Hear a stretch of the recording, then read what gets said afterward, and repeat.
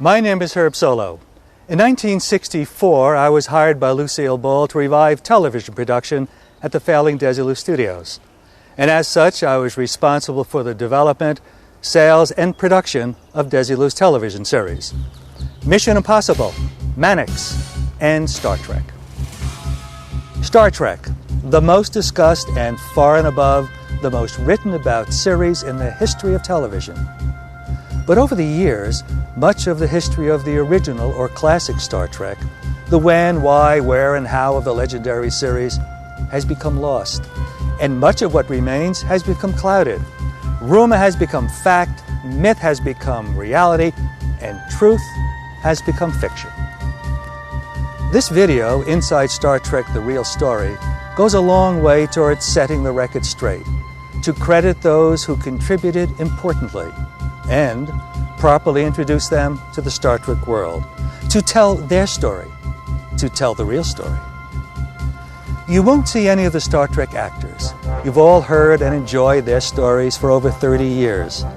But you will see and hear for the first time from the people who employed them, paid them, wrote their characters, created their worlds, the people who put words in their mouths, phasers in their hands, hair on their heads, clothes on their backs, and music in the galaxy. These are the people who truly created Star Trek. Most of the people you will see have never spoken publicly about Star Trek, but they are doing so now. And they're not talking about what did not happen, only what did actually happen. After all, it's their story too.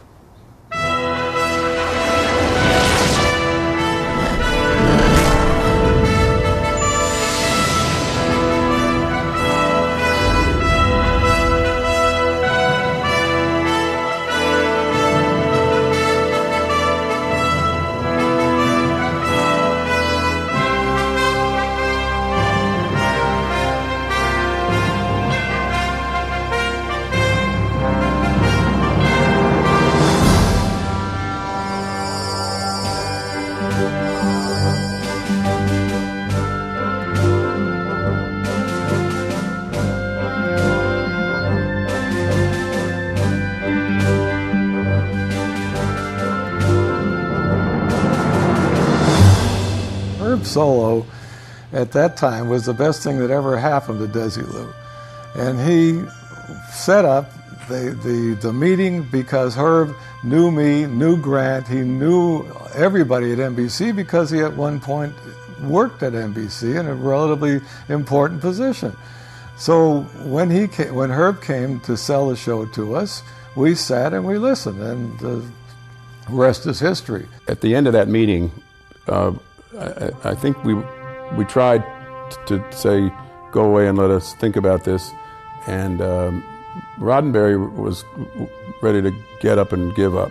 And Solow said, sit down, let's do this. And I think it was a matter of our, not affection for Herb Solow, but our respect for him that led us to sit down and talk about it some more. And finally out of it came the script. We would get involved basically in development of any of the shows that were going to be on NBC, particularly at the pilot stage. Not that we would dictate terms, we would be in the position of consultation. We would have cast approval, we would have script approval. And beyond that, it was up to the production or the producers, the production company, to deliver the product to us within the standards of our network.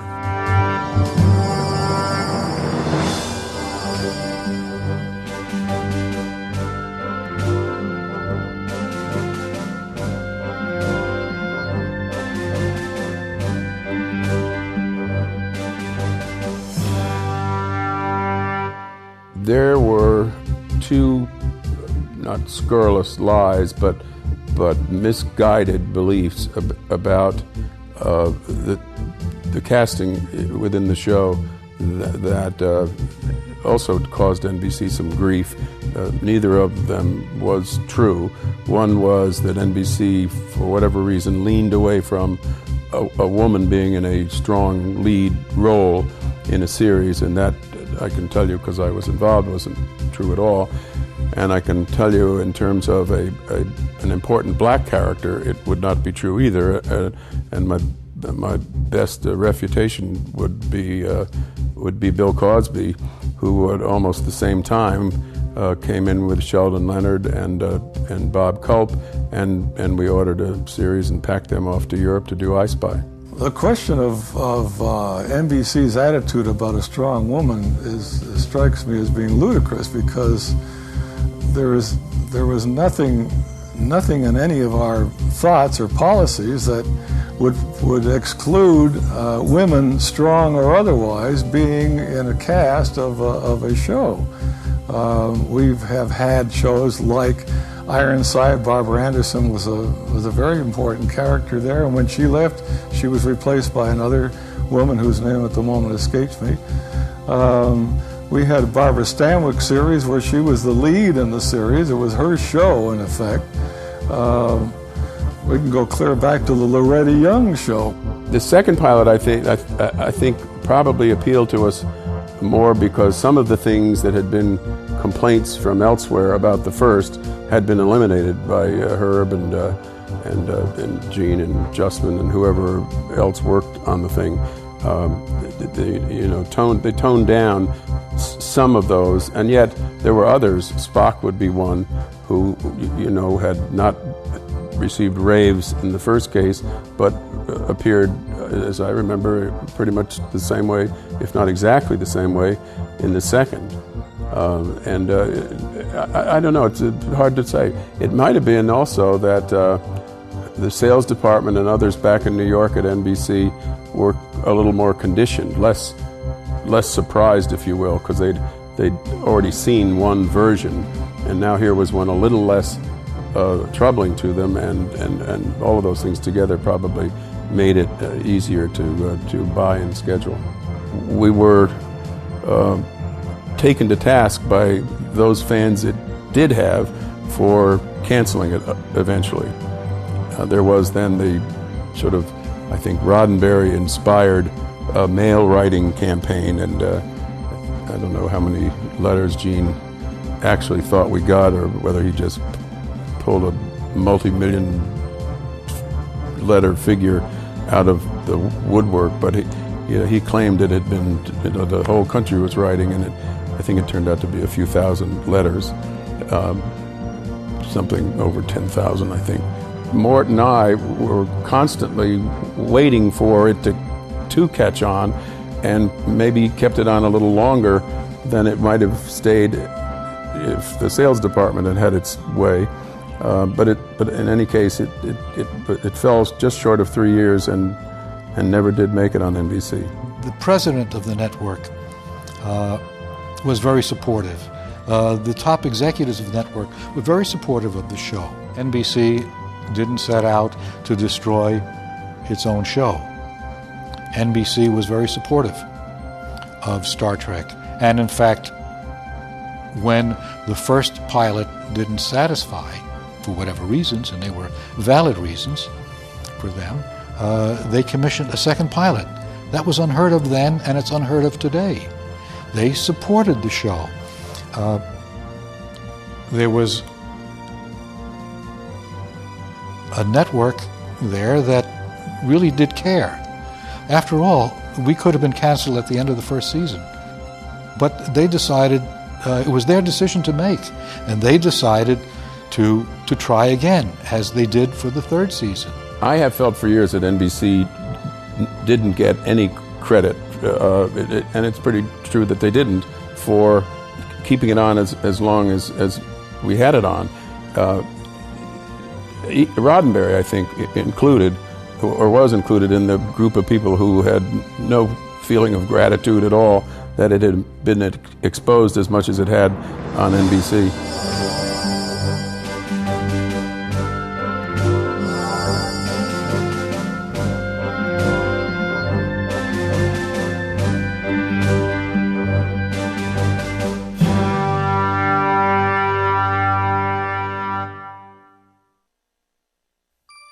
The opening narration. Those inspirational words that have set the tone for everything that is Star Trek. Did you ever wonder where the opening narration came from? Well, this is how it started, with Gene Roddenberry's first draft.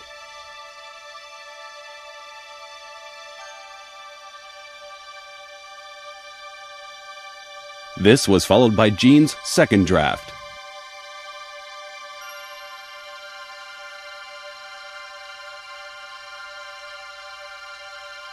A first-year associate producer and story editor, John D.F. Black, followed Gene with his version.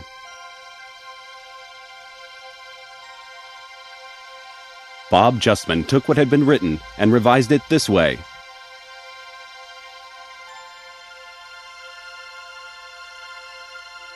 And Gene Roddenberry wrote his third version.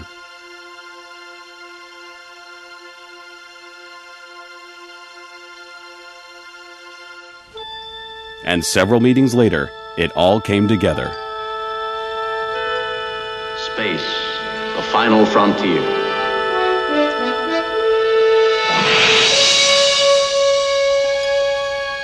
These are the voyages of the starship Enterprise. Its 5-year mission, to explore strange new worlds, to seek out new life and new civilizations, to boldly go where no man has gone before. The phrase, "where no man has gone before," came from writer Sam Peoples. When Sam turned in his script of the second Star Trek pilot, that was the title, "Where No Man Has Gone Before." First-year associate producer, writer, and story editor John D.F. Black recognized the strength of the title and incorporated it into his version of the opening narration. John Black, in addition to adding drama to the narration, contributed even more. The phrases "space, the final frontier," and "to seek out" and "to explore." As a matter of fact, the major portion of Captain Kirk's opening narration came from the mind of John D.F. Black. That's how it happened. That's the real story. But before there was an opening narration, before there was a pilot or a series, before there was a Star Trek, there was a beginning. It all started here at Desilu Studios. On the top floor of this building was our projection room, where we screened our shows and our pilots for the networks. NBC first saw both of our Star Trek pilots up there. Early in 1964, a young writer, Gene Roddenberry, walked into that door and up one flight of stairs just inside the doorway and up to my office, where, after listening to his sort of uninspired presentation, we decided to give Gene a deal to develop his idea for a new television series, Star Trek. Gene didn't even have an office on the lot at that point. And he came in and in about 7 or 8 minutes told me what the show was to be about, and said he didn't want to see any rocket trails or jets, but make it look like it got power, and he walked out. And I sat there with what he's talking about. Matt Jeffries was perhaps the most responsible person for the success, in my opinion at least, for the success of Star Trek. He was the production designer, although at that time he was called the art director. He literally put the set together with spit and wire. We had no budget whatsoever by any, even those days, standards. He was brilliant at improvising answers to requests that nobody had any business asking someone with no budget to accomplish. I went and spent some of Lucy's money on whatever I could find in downtown Hollywood on Buck Rogers and Flash Gordon. And as a member of the Aviation Space Writers Association, I had all kinds of material from NASA and the companies that were working on the space program. Pinned it all up on the wall and said, "This is what I will not do." And then began to try to come up with shapes. And a week or so later, Gene came back and he liked a piece of this one and a piece of that one, and whatever he passed without comment got ash-canned immediately. And then we began to try to fit the pieces together that he had given a little bit of a nod of affirmation on. And went through another week or 10 days of that, and we went through the same procedure again. And I was getting more frustrated by the day. And finally came up with something that I thought would work, and I preloaded the deal. that one got a good artistic treatment, and we did sell it. So with refinement, it became the Enterprise. In the main title of Star Trek, they were wondering whether the Starship Enterprise should make any noise at all.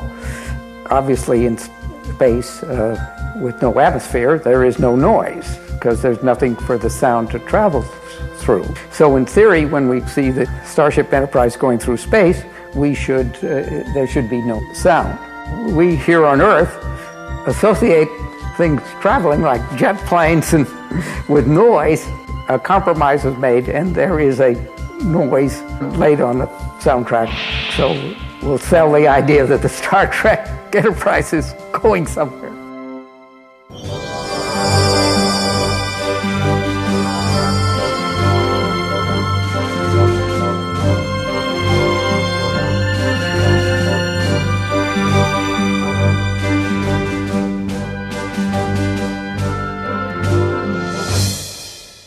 When we finished the first recording of the score for the original pilot, they were discussing in the booth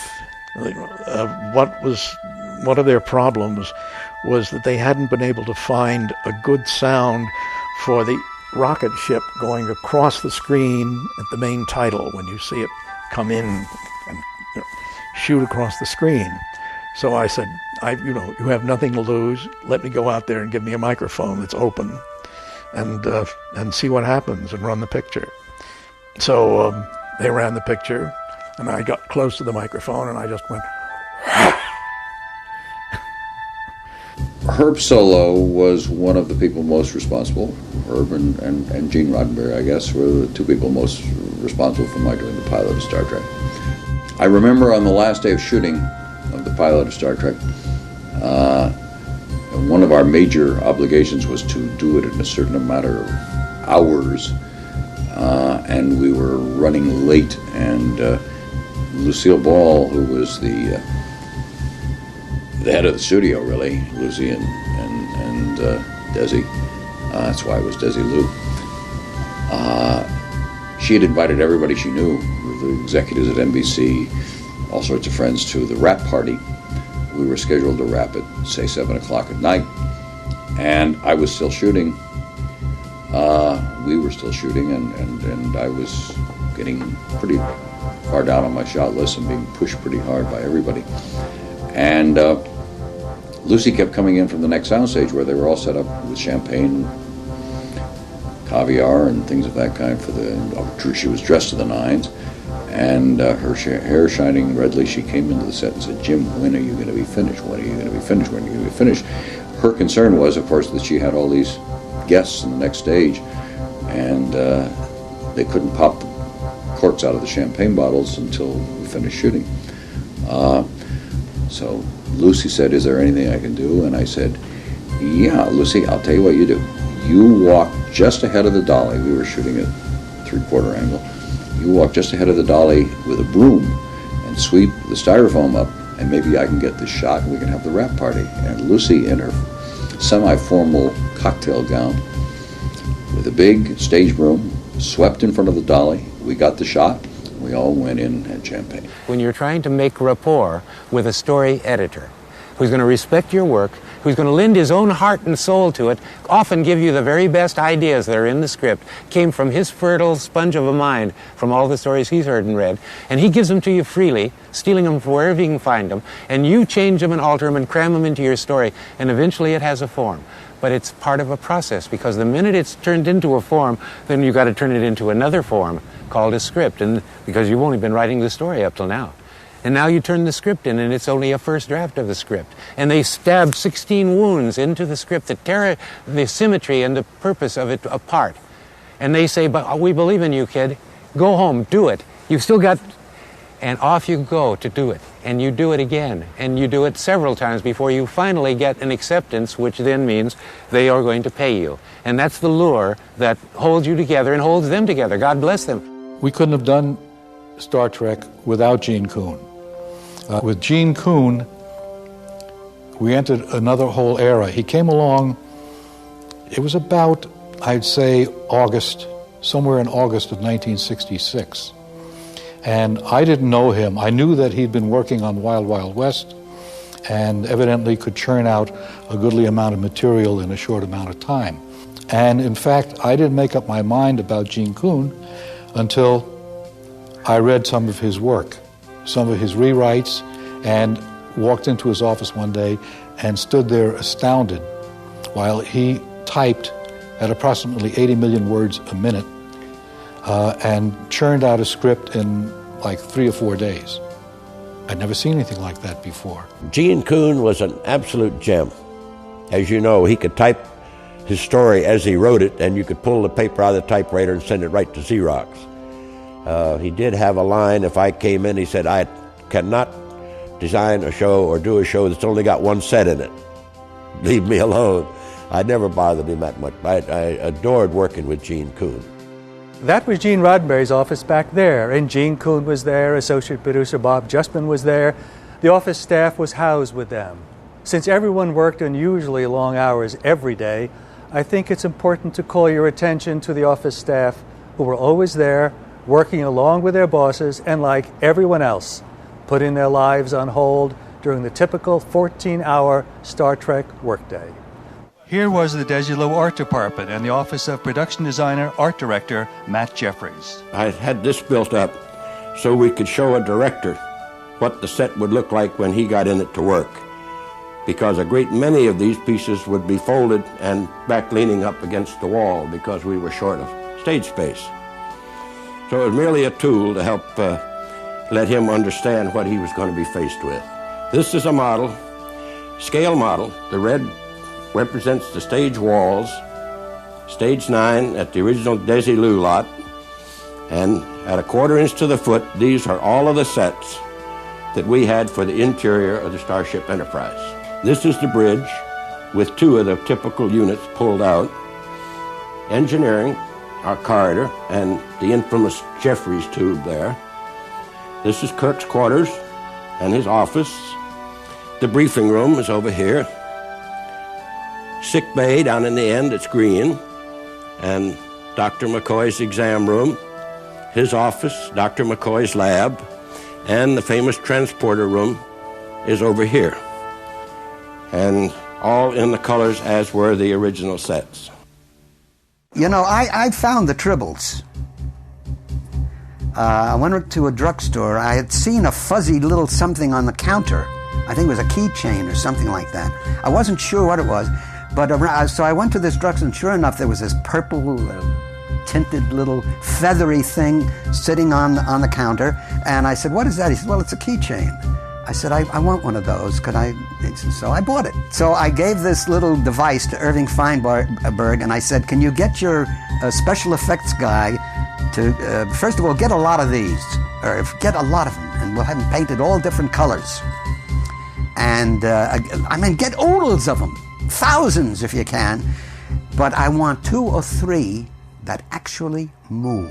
The original script for the pilot of Star Trek was titled Menagerie, and we in the research department at DeForest Research didn't see it until it was in script form and came to us to review, just like any other Desilu script or any other script from any other client. So we got this script, and the script originally had dates in it like 2362 and months and days. I felt that sounded a little awkward for the 23rd, 22nd century. So I thought that there should be another dating system. So I checked that, yes, the astronomers had a way of dating called the Julian day system, in which, based on the calculations of a 16th century French mathematician, philosopher, that felt that because he devised this calendar with a thousands and thousands of year cycle, and each day was numbered, and astronomers have used that since, because it You don't have to bother with years and leap years and AD and BC. So I suggested to Gene Roddenberry that there was this system out there. The days would be numbered. And he picked up on that and coined the term star date and dated the log and the dating in Star Trek with this star date system. I wanted to have a sound that was unearthly, not of this world. So I combined I think it was an electric flute and a very early primitive synthesizer and a vibraphone and a girl's voice singing, dear little Lulie Jean Norman, who was the best of the studio singers, did that. And this is the street where it all happened, where every episode of the Star Trek series was filmed. On that stage, we shot our first and only true comedy episode, directed by James Comack. I was known as the comedy director. And I'd come out of comedy. I'd been a nightclub comic. I'd done funny shows. I did Hennessy. I did a Dick Van Dyke show. And they asked me one day to do Star Trek. Ooh, Star Trek's a spooky show. It's an hour for one, instead of a half hour, and it's very people going up and down and beam me up, I don't know what they're talking. They want me to do a Star Trek? All right, I'll try. We have a very funny script. I get the script. It is not particularly funny. What's funny about it is that the Star Trek people are doing this. It's called a piece of the action. When I came to work at Star Trek, Bill Shatner knew of me, so he knew I was funny. Well, I was a comedy person. He, preening, wanted to say, hey, I'm funny too. So he's on my side to start with. If he can make me laugh or justify his behavior to me in comedic senses, that's great for him. He liked that. And Leonard Nimoy, of course, he's another Jerry Lewis, which he's not with the point but that's what he wants. And they really deferred to me because to get my acceptance was, now that's a lot different than a normal director or a normal activity of going to work as a director in a running show and you're an itinerant director showing up. They want to test you and see, do you really know what you're doing? We stand here and this is the way we do it and we only do this and you shoot from this angle and you don't shoot my bad side, you shoot my good side. Don't go up my nostrils. Not in my case. In my case, go up my nostrils if it's funny. And if I say I'm going to shoot up your nostrils, oh yeah, that's hysterical. So they really got into it and I had a great time because it was my acceptance they were looking for. And I did, for what I did in the days that I did it, I guess I got, it was a funny show. And I have a scene with Uhura. And this is this black actress, Nichelle Nichols.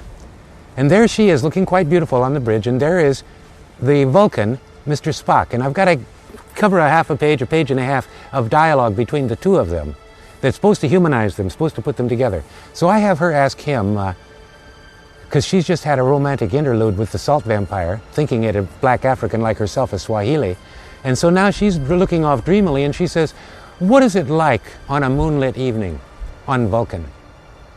And he looks at her coldly and he says, Vulcan has no moons. And she looks at him wryly and she says, I'm not surprised, Mr. Spock. And it breaks your heart to see her. And it's all just done with a few words and just a little intercutting. It was written into the script. It paid off. It works. Maybe one of the ways to have a different sound for the sound effects on the alien planet would be to make the sound, the basis of the sound effect musically. The wind going through the whatever those things were on the planet, the elevator doors opening and shutting and things like that were all based on musical beginnings. We had about 5 people over at the Glen studio one night, and we just fooled around with the things, and they were equalizing and throwing all kinds of stuff into it, and but we did it, musically first.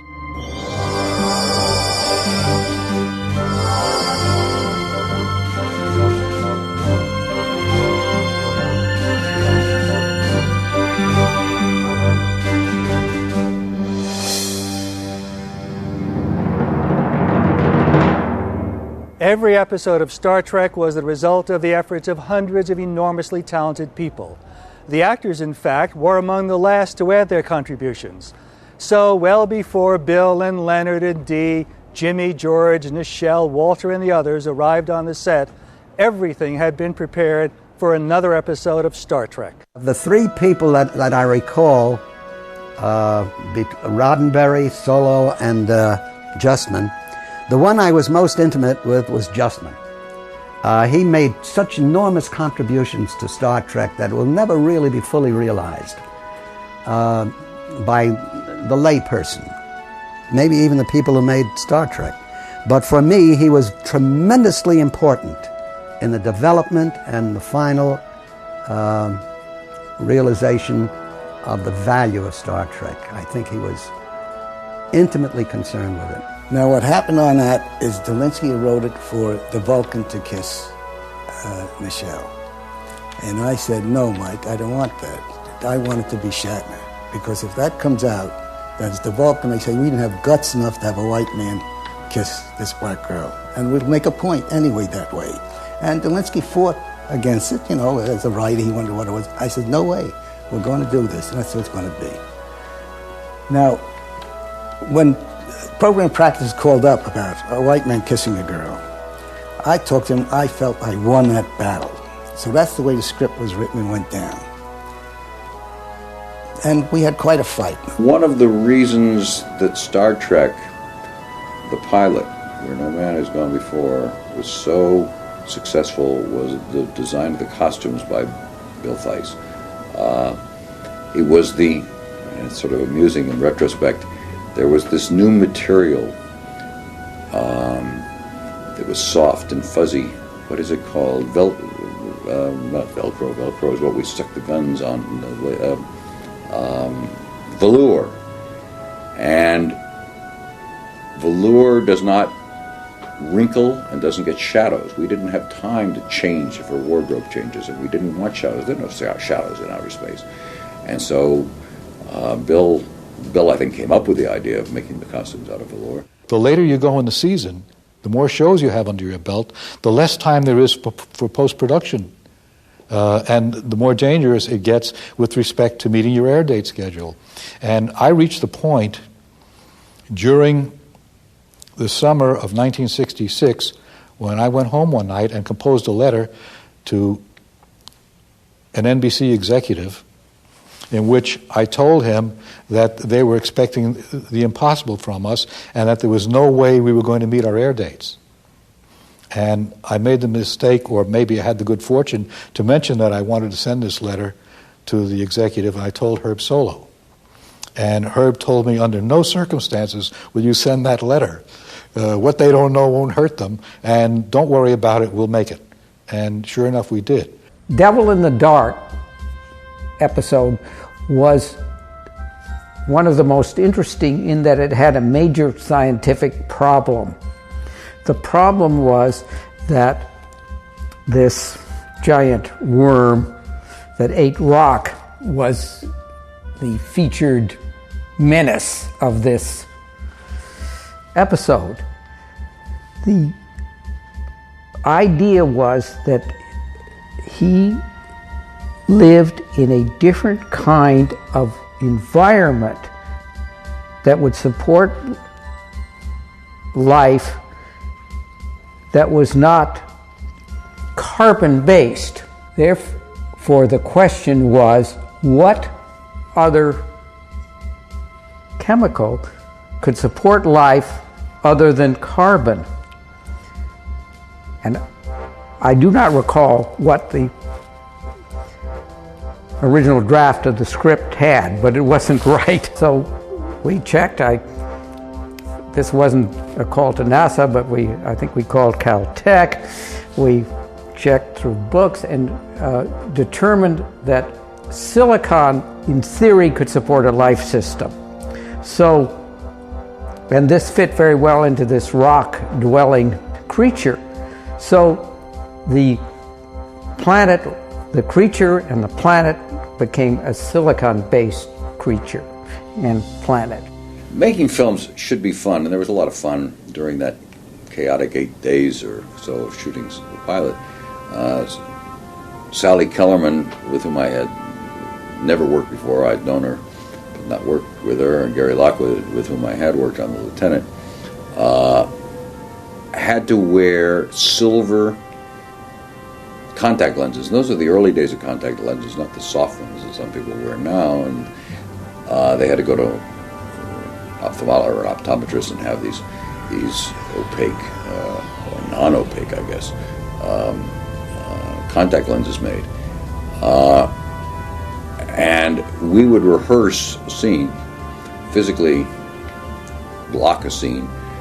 They would have the contact lenses out, and then they would put them in. And Gary, as I recall, Sally was tough, and Gary wasn't tough, and it hurt Gary's eyes, not Sally's. They would have to remember exactly how many steps it was in the blocking to get to a certain place where they would stop, because they couldn't see a thing with these things in their eyes. And then the nest of bees at the top of the soundstage where we were shooting broke loose one day. I guess it got too hot up there. And so not only was the cast and crew running around swatting at flies, hopefully not in front of the camera too often, but we had two blind actors who were attempting to avoid the things that were buzzing around their ears. And that was one of the ongoing theses I had with Gene Roddenberry. We have to make these people human. The cast of characters must constantly be human, recognizable as people of today, not as of tomorrow. The things that you will give them to say and the things that you will give them to do will make them special.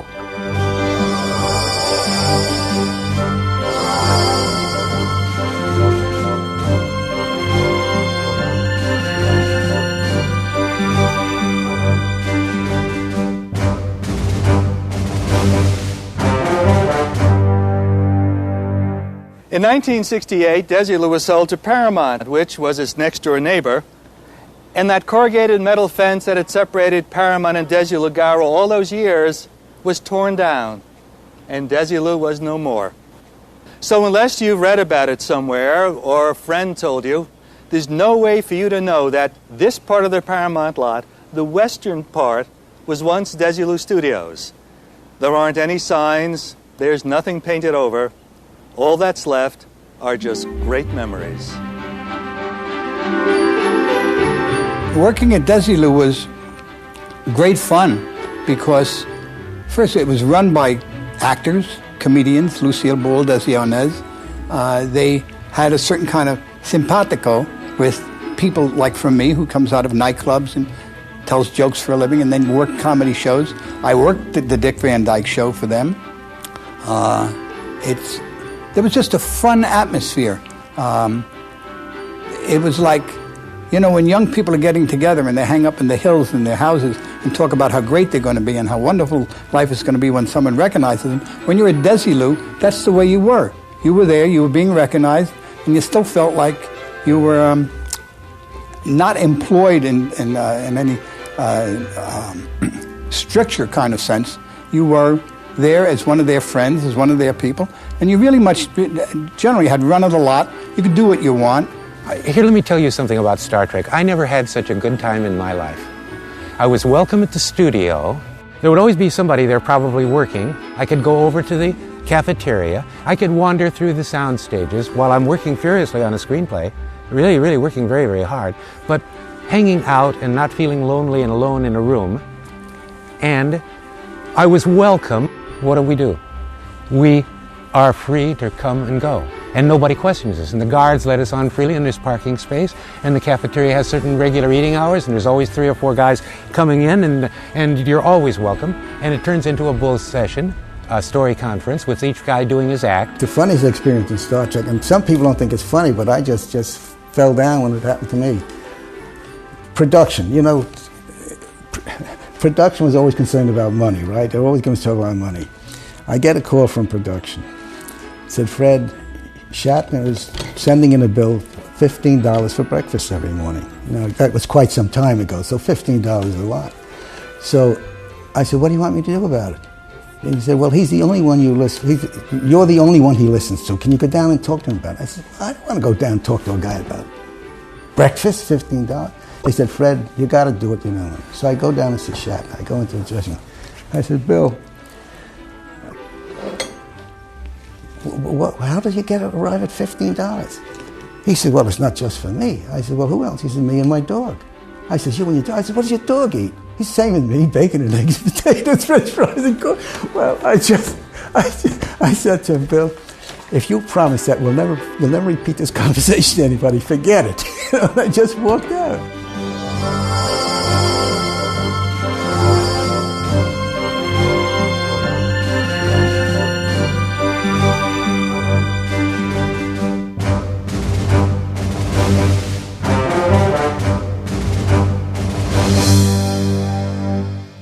Sadly, some of the people whose efforts made Star Trek are gone now. Gene Roddenberry, Gene Kuhn, Mark Daniels, who directed more episodes than anyone else, Bill Tice, Mort Werner, Lucille Ball, one of the best of the science fiction writers, Theodore Sturgeon, makeup supervisor Freddie Phillips, cameraman Ernie Haller, script consultant Arthur Singer. We shot at the studio where Gone with the Wind was made, incidentally with the director of photography of Gone with the Wind, whom we hired for this because it was my theory that